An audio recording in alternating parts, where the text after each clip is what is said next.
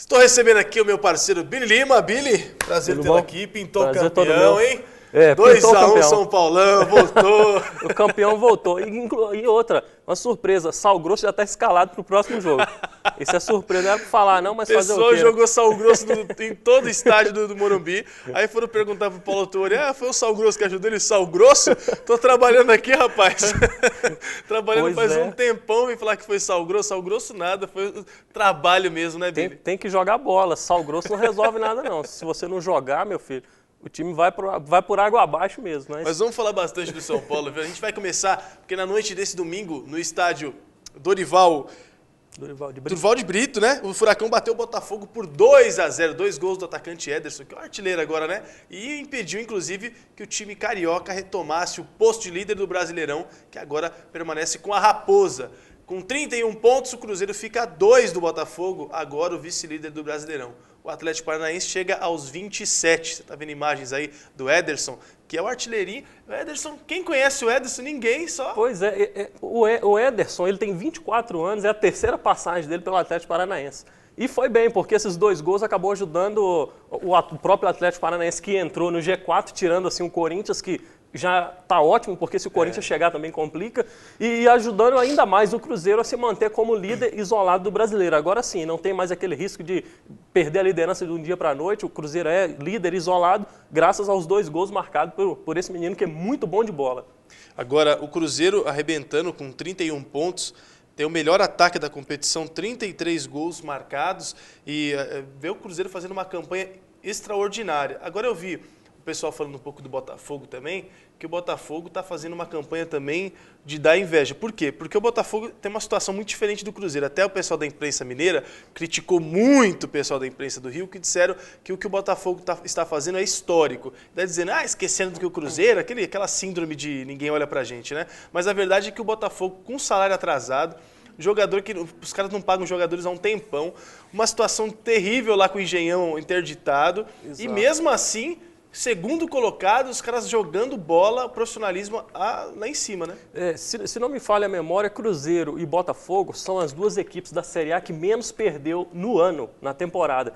Deve girar ali em torno de 4 a 5 derrotas. Então, no Brasileiro, 3 derrotas. 3 derrotas. Então, tá muito bem as 2 equipes. O Botafogo começou jogando muito melhor, claro, o campeonato. O Cruzeiro foi acertando ao longo da competição, mas o Botafogo começa a aparecer uma pequena crise, que é o atraso de salário, que influencia bastante, principalmente aqueles jogadores mais que tem aquela maior necessidade, que precisa mais do dinheiro. Então começa também a aparecer aquela conversa de pé de ouvido entre Sim. um jogador e outro, e gira, dizem lá no Rio de Janeiro que o Sidorf já está um pouco meio assim, chateado com algumas coisas que vem acontecendo no Botafogo. Isso também pode atrapalhar um pouco. Contra o Atlético Paranaense, o Botafogo não conseguiu jogar bem, não. Não conseguiu. O Vitinho, que dava ali algumas opções mais ofensivas, esbarrava sempre na marcação do Atlético Paranaense, que marcou muito bem. O Sidorf quase não jogou, ficou muito marcado. O Manuel demais, colou, né? No Sidorf, não conseguiu jogar. Então isso vai ser bom, porque o Cruzeiro vem estabilizado na competição, isso vai ajudar bastante. Se conseguir manter assim, vai abrir mais pontos de vantagem para o segundo colocado. O Cruzeiro está jogando demais, falamos bastante do Cruzeiro, o gol do Everton Ribeiro, que pelo amor de Deus. Bom, falando do Galo, com 6 jogadores ofensivos no fim da tarde, além de Michel e Marcos Rocha, o Atlético conseguiu furar a retranca da Portuguesa e venceu por 2-1 na Arena Independência na tarde deste domingo. Os gols da partida foram anotados por Tardelli e Dátulo, que fez um gol ali de oportunismo.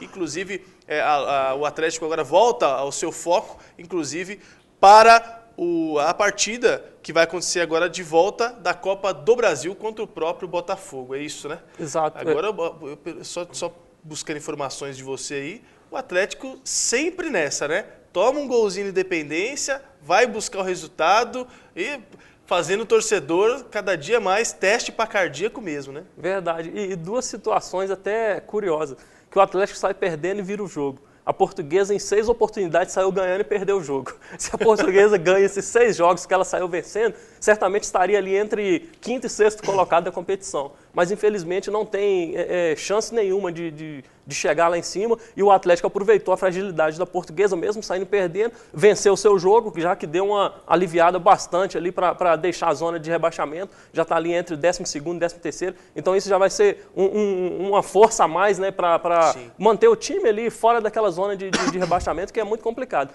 E na quarta-feira o Botafogo vem até aqui a Belo Horizonte enfrentar mais uma vez o Atlético, que faz aí uma competição particular ao longo dos últimos anos e tanto confronto entre Botafogo e Atlético.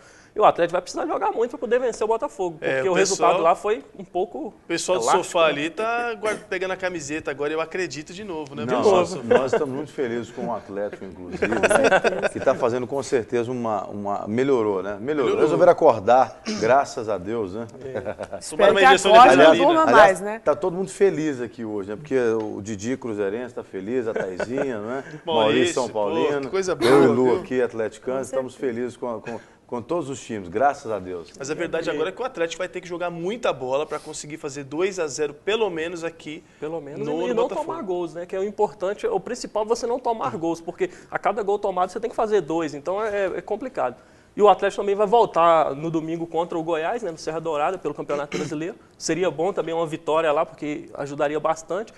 O Cruzeiro joga contra o Flamengo no Rio de Janeiro, que vai ser um jogo difícil, porque o placar de 2-1 é bom placar, porque você venceu, mas também não te dá garantia. Você vai ter que jogar lá e jogar muito, jogar para vencer também, porque é importante a vitória, mesmo na casa do adversário, para credenciá-lo para a próxima fase. E talvez tenhamos aí um Atlético e Cruzeiro pela primeira vez na Copa do Brasil. Já pensou de novo, hein? Aí fica... Agora, daí eu quero ver de verdade, porque sempre é final de Mineiro, sempre é o Campeonato Brasileiro, aqueles embates, termina empatado, é 1-0 aqui, 1-0 lá. Foi 4-1, né?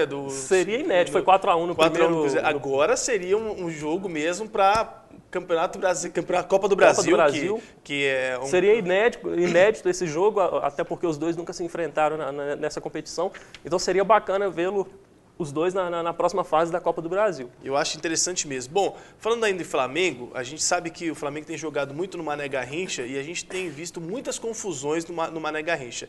São Paulo e Flamengo, quando foi lá no Mané Garrincha em Brasília, teve uma confusão terrível, ridícula, por parte de alguns torcedores do São Paulo, que foram provocados por torcedores do Flamengo. E agora, de novo, após confusão envolvendo corintianos no estádio Mané Garrincha, em Brasília, neste domingo, 4 torcedores do Corinthians foram encaminhados a uma delegacia da capital federal, mas liberados rapidamente. Eles foram mandados ao 5º Distrito Policial por determinação da Secretaria de Segurança Pública, depois da confusão durante o jogo entre Corinthians e Vasco pelo Brasileirão. No entanto, foram soltos por falta de provas e, de acordo com o delegado Lúcio Valente, os torcedores que iniciaram as agressões contra os vascaínos não foram identificados.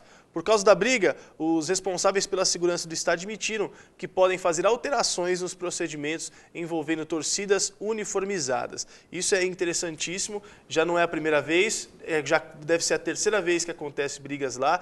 Nós vimos imagens, inclusive vídeos sobre isso tudo, Billy, os senhores, um do lado do outro, tendo que se esconder por causa de... crianças com os pais. Não, e interessante que essas novas arenas que foram construídas para a Copa do Mundo, é até a exigência da FIFA para que os torcedores tenham interação maior com seus adversários, que ali estão para torcer, não estão para brigar. Só que a gente tem que entender que as arenas são novas, mas os bandidos são os mesmos. Então, isso vai ser difícil tirar esses caras do estádio, porque quem paga os ingressos para que eles vá torcer pelos seus times, entre aspas, que eles querem mais é brigar, são os próprios clubes que fornecem a carga de ingresso. Então, é difícil tirar essa prática que existe no Brasil. O torcedor não consegue assistir um jogo do lado do seu companheiro que está vestido uma camisa de um outro time, porque dá uma confusão. E a gente pôde ver no jogo de ontem, eu estava assistindo o jogo na hora, um casal de idosos descendo ali, como se nada nem tivesse acontecendo atrás dele, o pau quebrando e o pessoal empurrando, um pai protegendo uma criancinha. Então, isso é muito complicado. Eu acho que tem que tomar realmente uma atitude, banir esses caras do estádio e deixar que realmente os torcedores vão assistir o jogo.